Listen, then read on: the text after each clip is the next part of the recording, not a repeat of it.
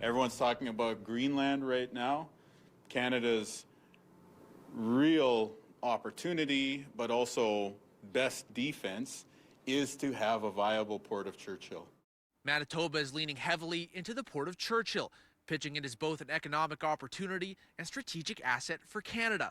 But Indigenous leaders say development must include meaningful relationship and investment in northern communities. A new trade agreement announced this week aims to link Arctic shipping with rail, road, and air cargo.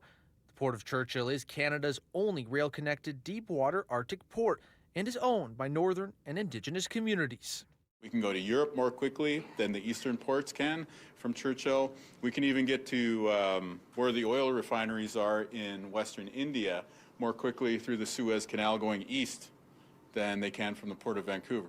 The Assembly of Manitoba chief says while economic development is important, major projects cannot move forward without First Nations. When the Prime Minister or the premiers are having conversations, First Nations leadership need to be there. Grand Chief Kyra Wilson says treaties were signed to share land, resources, and prosperity, and that First Nations are right holders, not just stakeholders, when it comes to development in Manitoba.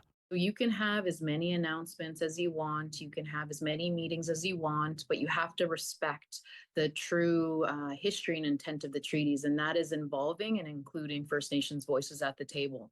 MKO echoed those concerns in a statement, saying it supports northern economic development, but is calling for investments in basic infrastructure, including all-weather roads, reliable power, and access to health care to move forward alongside major trade projects.